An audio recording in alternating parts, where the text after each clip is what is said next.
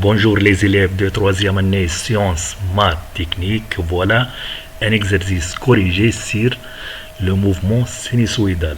Donc on commence.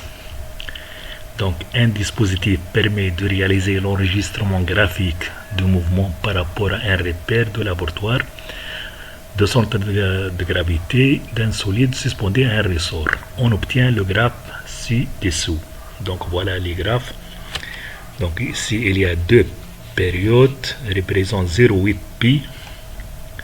Donc première question, déterminer la valeur de l'amplitude du mouvement. Donc voilà la valeur maximale de x, donc c'est 4 cm, 4 fois 10 moins 2, donc voilà xm. Donc xm égale à 4 cm égale à 4 fois 10 moins 2 mètres. Maintenant, deuxième question, déterminer la valeur de cette période et de sa fréquence.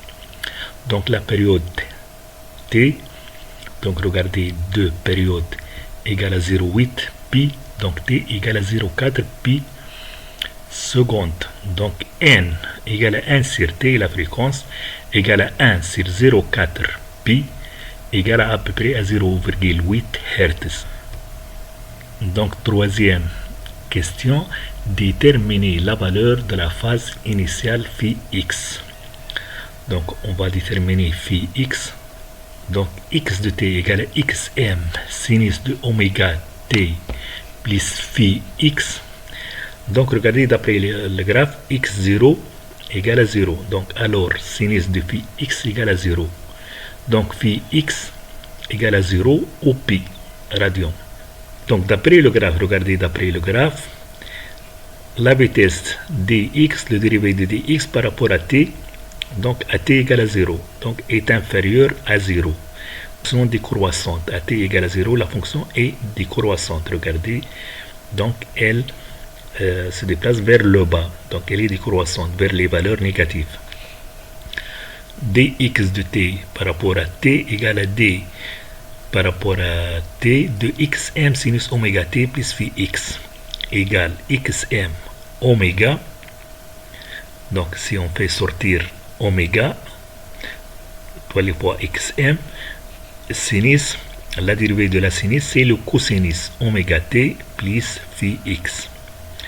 Donc à t égale à 0, donc oméga t devient 0, reste phi x. Donc reste xm oméga cosinus de phi x. xm est positif, oméga est positif, donc la cosinus doit être négatif. Donc cosinus de phi x est négatif, alors donc phi x égale à pi. Donc ici on choisit donc pi égale à pi radian. Donc ici écrire l'équation horaire du mouvement en centimètres. Donc on va écrire x en fonction de temps. C'est l'équation horaire du mouvement.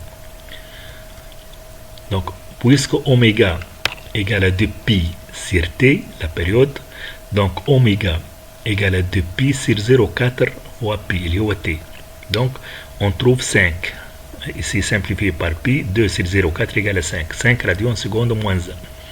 Donc x de t égale à 4, la valeur maximale xm, sinus de oméga il est 5, t plus pi. Donc ici plus pi. Avec x en centimètres et t en secondes. Ici on a pi c'est phi x qu'on a déterminé question précédente. On déduire, cinquièmement, on déduire la vitesse instantanée du mobile en mètres secondes moins 1. Donner sa valeur maximale ou son amplitude. Donc toujours la vitesse égale au dérivé de x de t par rapport au temps. Égale à d sur dt de 4 10 moins 2 sinus de 5t t plus pi. Donc à quoi est égal? On fait sortir ici le 5. Le 5 on fait sortir car c'est un dérivé. Toi les 5 fois 4. Donc regardez, égale à 4 fois 5 10 moins 2. On a fait sortir le 5. Et le dérivé toujours de sinus, c'est le cosinus. Donc 4 fois 5 c'est 0,2 fois 10 moins 2 c'est 0,2. Donc si le cosinus, le sinus, on peut ajouter pi sur 2. Donc l'angle on peut l'ajouter pi sur 2. Donc 0,2 sinus 5t plus pi sur 2 qui est 3 pi sur 2.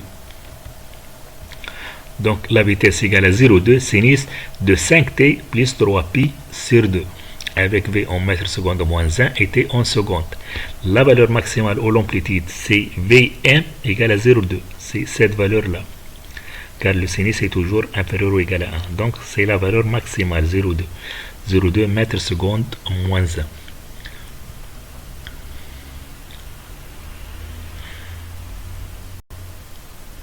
Donc ici, déduire l'accélération instantanée de mobile et la valeur de son amplitude. L'accélération, c'est la dérivée de la vitesse par rapport au temps. dv dt par rapport au temps. Égale à d dérivée de 0,2 sinus de 5t plus 3 pi sur 2. C'est la vitesse, dérivée de la vitesse. Donc égale à 0,2. On fait ici toujours dérivée, on fait sortir le coefficient de t. Donc ici le 5. 5, toi les 5 fois 0,2. Donc 5 fois 0,2 et cosinus de 5t plus 3 pi sur 2 égale à 1. 1, 0,2 fois 5 égale à 1. Sinus, pourquoi ici sinus? Donc lorsqu'on passe de cosinus au sinus, toujours on ajoute ici pi sur 2. On a ajouté pi sur 2. Donc à quoi est égal? 3 pi sur 2 plus pi sur 2, c'est 4 pi sur 2, qui est 2 pi. Sinus de 5t plus 2 pi égale toujours à sinus de 5t.